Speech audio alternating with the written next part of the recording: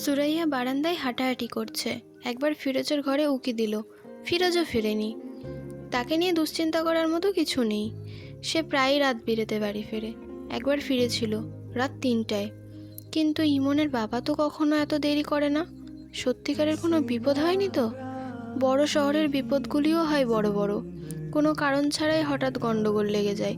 গাড়ির কাঁচ ভাঙা হতে থাকে, ককটেল ফুটতে থাকে।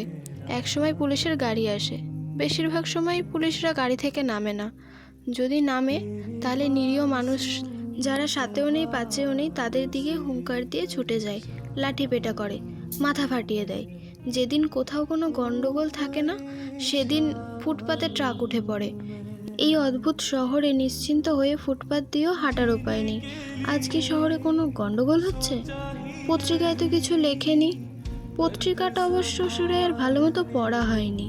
এখন বারান্দায় বসে পত্রিকাটা পড়া যায়, এতে সময়টা কাটবে। সুরাইয়ার কেন জানি মনে হচ্ছে রাত 12টা বাজার সঙ্গে সঙ্গে ইমনের বাবা আসবে। তার আবার যা মনে হয় তাই হয়। সুরাইয়া পত্রিকা নিয়ে বসলো। রাত 12টা 5 পর্যন্ত সে পত্রিকা পড়ল। কেউ এলো না। সুরাইয়ার বমি বমি লাগছে। এই বমি উদ্বেগজনিত বমি না, এর কারণ ভিন্ন। তার শরীরে আরও একজন মানুষ বাস করছে। সে তার অস্তিত্ব জানান দিচ্ছে। মানুষটার কথা হাসানকে এখনো বলা হয়নি। আজ বলে ফেললে কেমন হয়? শুধু তার শাশুড়ি জানেন। ছেলের বাড়িতে পা দেওয়ার কিছুক্ষণের মধ্যেই তিনি নিচু গলায় বললেন, ও বউ, তোমার কয় মাস? সুরাইয়া হতভম্ব। তার মাত্র 3 মাস চলছে। কারো কিছু বোঝার কথাই না। তিনি কি করে বুঝলেন? পুরনো দিনের মানুষদের চোখ এত তীক্ষ্ণ? আকলিমা বেগম ঘুমিয়ে পড়েছেন। তিনি জেগে থাকলে সুরাইয়া তার উদ্বেগের খানিকটা তার সঙ্গে ভাগাভাগি করতে পারত। তাকে কি ডেকে তুলবে? না, আরও আধ ঘন্টা যাক। তাকে না জাগানোই ভালো। তিনি জেগে গেলে ঝামেলা করবেন, কান্নাকাটিও শুরু করতে পারেন। এই বয়সের মানুষদের মাথা ঠিক থাকে না। আকলিমা বেগমের মাথা একটু মনে হয় বেশি রকমের বেঠিক।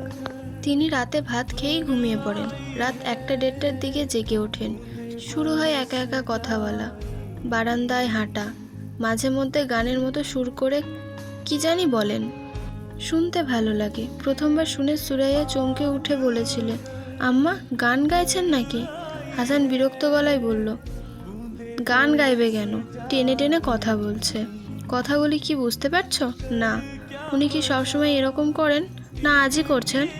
প্রায়ই করেন। ফালতু আলাপ বন্ধ করে ঘুমানোর চেষ্টা করো। সুরাইয়া বারান্দায় বসে আছে।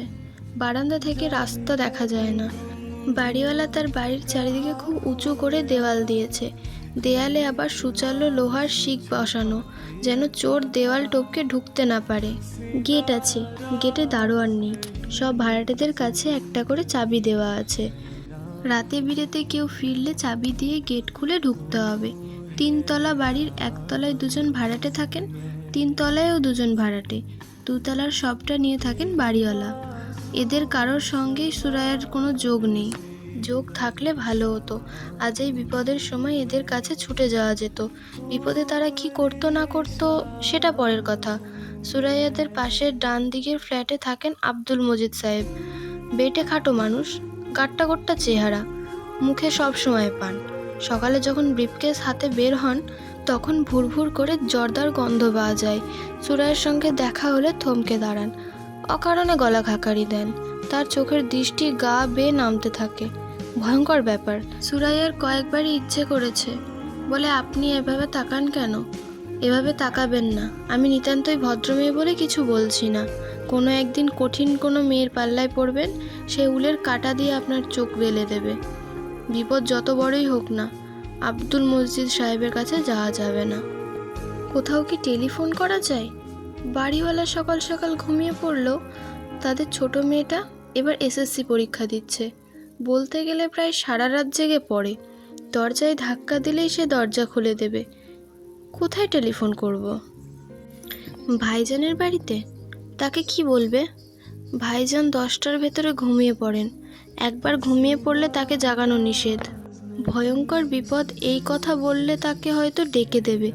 তিনি সব শুনে হাই তুলতে তুলতে বলবেন, এত রাতে কোথায় খোঁজ করবি, সকাল হোক। তাছাড়া পুরুষ মানুষ এরা 1-2 রাত বাইরে থাকেই।